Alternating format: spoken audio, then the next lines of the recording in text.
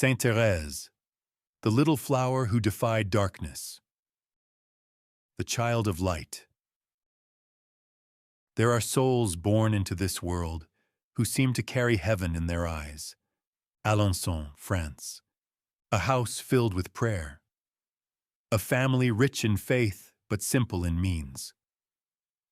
Here, the last child is born. Marie-Françoise Thérèse Martin. Thérèse. Her mother holds her, kisses her forehead, whispers prayers over her tiny frame. This child is different, sensitive, tender. She cries when she sees sadness. She laughs at the smallest beauty. A flower, a candle, a kind word. She's fragile, like glass, like light. Her mother dies when Thérèse is 4 years old. The world darkens. Thérèse watches them carry her mother away. She doesn't understand. She only knows the warmth is gone. She stands in the doorway, small hands clutching her dress, silent, trembling. Her sister Pauline kneels beside her.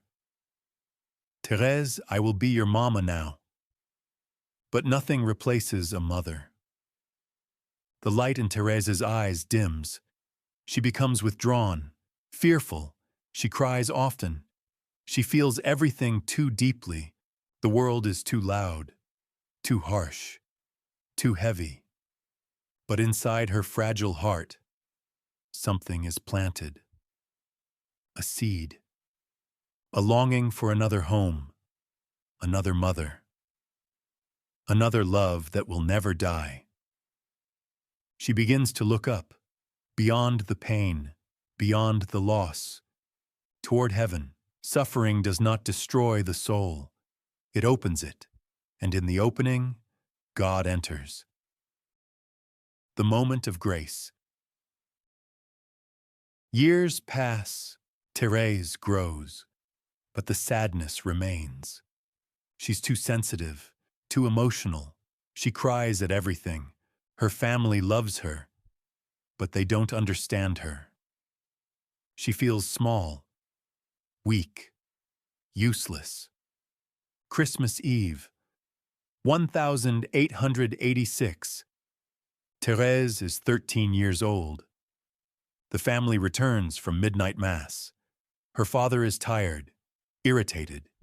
He sees Thérèse's shoes by the fireplace, waiting to be filled with gifts, a Christmas tradition. He mutters, "Thank goodness this is the last year we have to do this." Thérèse hears him. Her heart breaks. She runs upstairs, tears streaming. She wants to collapse, to give up.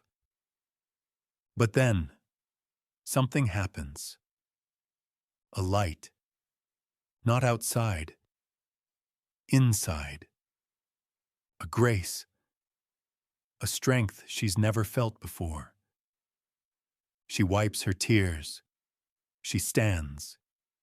She goes back downstairs. And she smiles. She opens her gifts with joy. She laughs. She thanks her father. Her sister Céline stares. "What happened to you?" Thérèse doesn't answer. But she knows. God touched her. In an instant, the weakness became strength. The tears became joy. The fragile child became a warrior. She calls it her complete conversion. From that moment, she is no longer a victim of her emotions. She is a master of them. Not by her own power, but by grace. God does not always remove our weaknesses. Sometimes, He transforms them into weapons. The call to Carmel. Thérèse is 14 years old. She knows what she wants. Carmel, the Carmelite convent in Lisieux, a place of silence, of prayer, of complete surrender to God. Her sisters Pauline and Marie are already there. She wants to join them, but she's too young. The church won't allow it. Thérèse doesn't accept that. She goes to the bishop. He says no. She goes to the vicar general. He says no. She doesn't give up. She travels to Rome. She kneels before Pope Leo XIII himself. When her turn comes to receive his blessing, she doesn't stand. She speaks. Holy Father, please let me enter Carmel at 15. The guards try to pull her away, but the Pope looks at her, into her. He says gently, if God wills it, you will enter.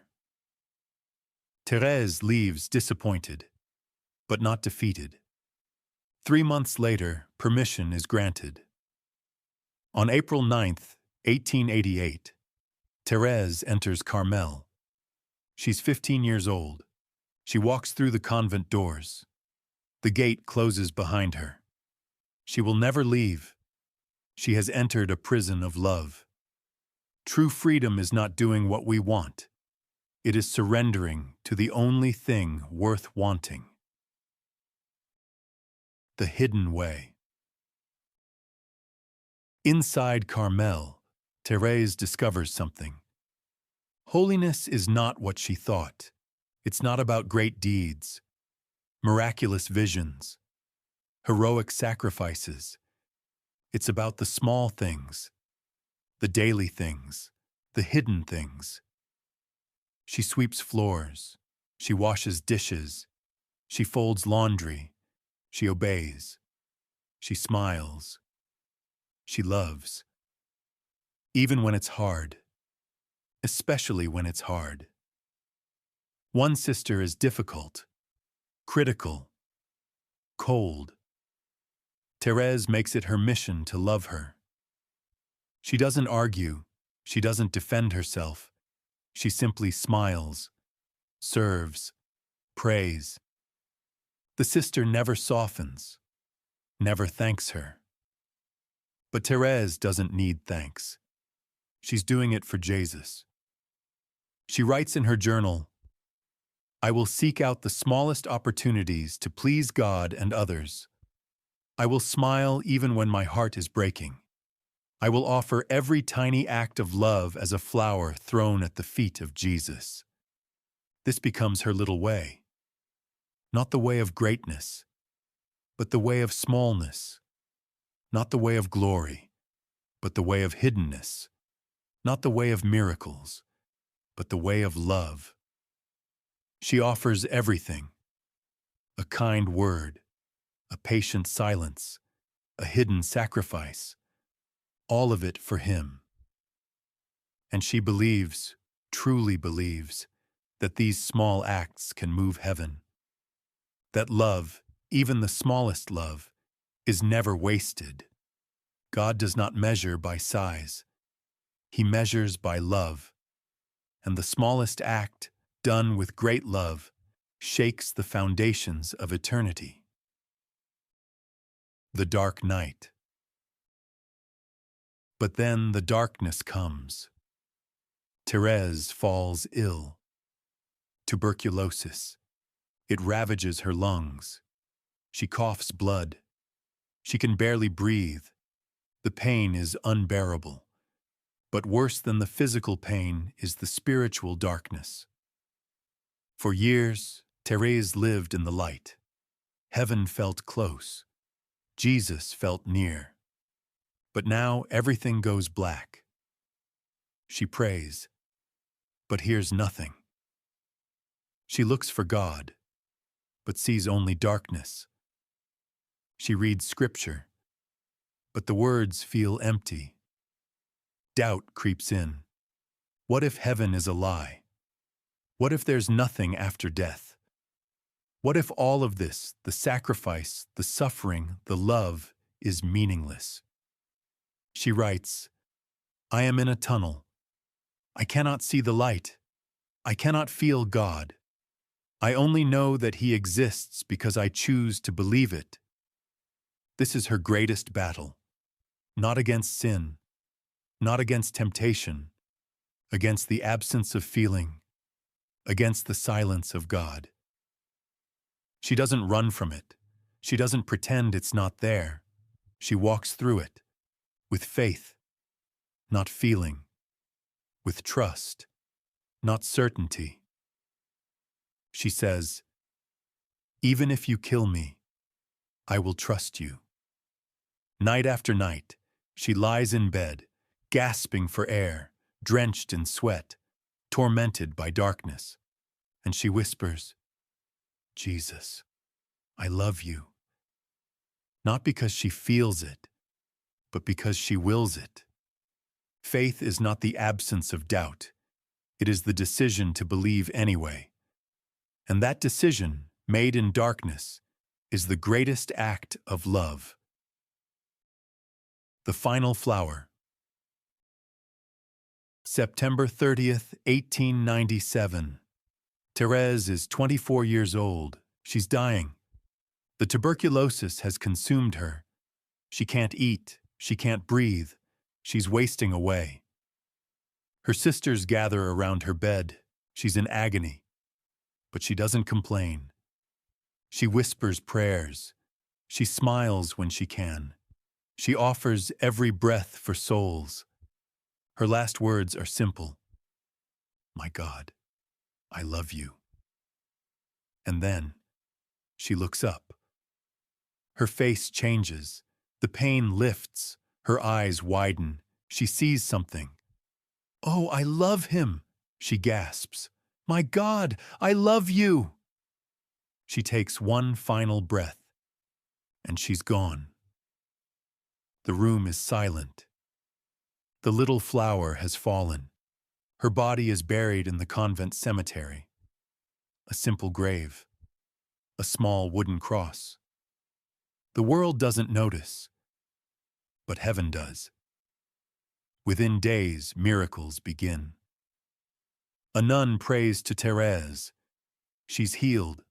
A soldier in the trenches of World War I carries Thérèse's picture.